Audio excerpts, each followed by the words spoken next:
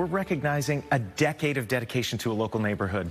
Once overlooked, West Lakes is now a shining example of the work being done by this week's WESH 2 community champion, Lift Orlando.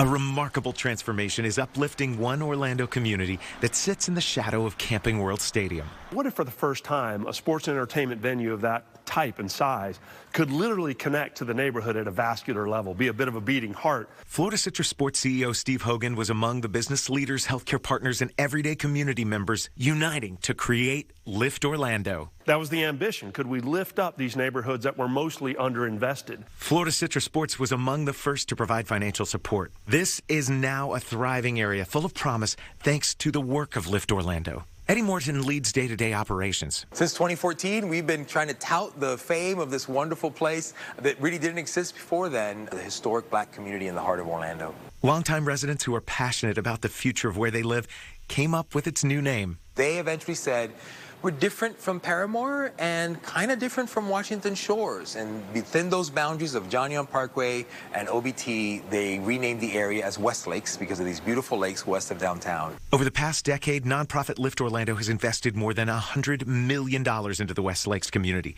But it didn't happen overnight. In the early days, there was pushback. Longtime residents were initially skeptical of outsiders coming in to make changes.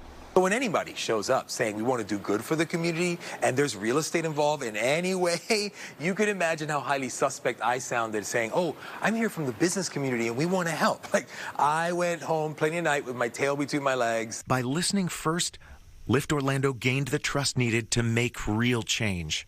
It's just a humbling privilege. Some of those folks who rightfully stood up and fought for their community are some of the most steadfast and repeated voices of encouragement in my life for this work. Lift Orlando has been working hand in hand with residents and partners to offer so many amenities. Our apartments Pendana at West Lakes, which have won multiple awards.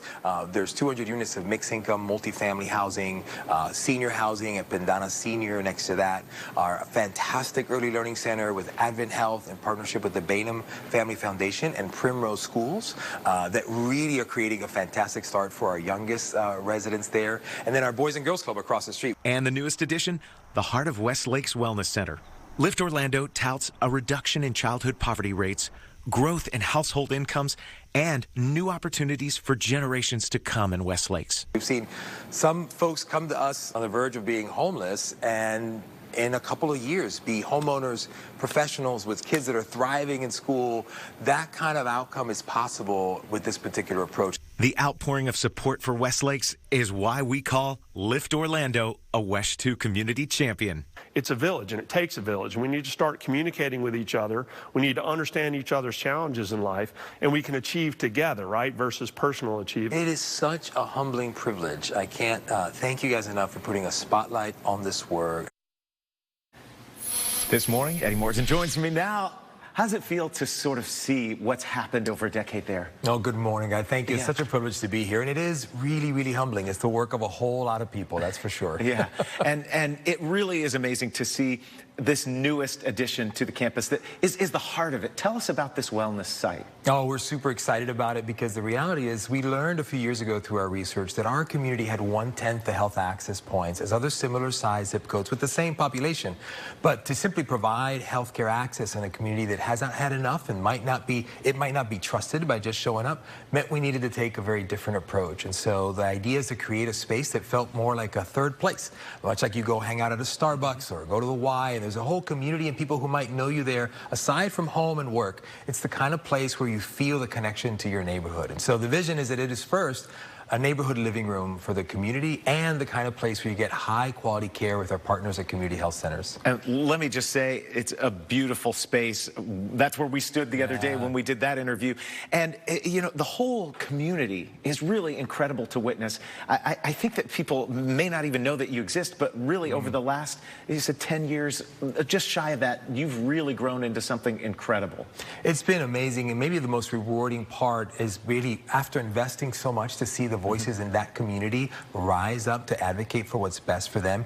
Every neighborhood has people that are trying to do good in that community. And so when you invest in that, you get to see what we've been able to see is children watching role models invest in their own community that look like them and inspire them. Yeah, and this is something for all those neighbors and residents. And for the residents, this is something that's very easy to walk to or bike to. You don't need to drive there. No. The idea was to create a connected ecosystem that was so rich in opportunities. I mean, our neighborhoods should be places where we thrive. Yeah. And so the idea that what you need, whether that was housing, education, employment opportunities, connection to all kinds of resources, would not require you driving all over town and jumping through 50 hoops. Yeah. Instead of trying to boil the ocean around one issue, the goal has been to really focus on one neighborhood and making it a rich place for everyone there. And that's what West Lakes really is now. And Eddie, I feel like this is something that could be modeled in other places. In our last 30 seconds here, is that sort of the goal? Is that the dream for Lift Orlando? Yeah, we would love to see this become more the norm. And we know we have a lot of work to do here, but how could we encourage and inspire others by sharing lessons learned to see other communities in Central Florida and beyond become places where children thrive? That's our mission, is neighborhoods where children grow up with hope and return with joy. Okay, let's talk about this campaign here. And we don't have a ton of time, but we're going to see it a lot as we talk about West Lakes and what's happening in that community. Oh, thank you. You know, this year, we're in strange times. It seems like we're all at each other's throats and we can't agree on anything. But, locally, Lift has proved that we can still come together and do good in our local communities. And the idea of inspiring each other to be caring and connected neighbors is the goal of our Love is Local campaign. And so Love is Local is all about finding ways that your company, your church, your community, you yourself in your own neighborhood can give back and serve. And how do we celebrate that? Because there's more good going on in the city than bad. Yeah. But you might not think so if you only pay attention to the bad news. Yeah, and we're going to share more about the Love is Local campaign on our website, WESH.com. That's where you can also learn a whole lot more about Lift Orlando. Eddie, thank you so much. Thank you so much. What a privilege, man. Yeah, we call it a pleasure. Thanks. All right, let's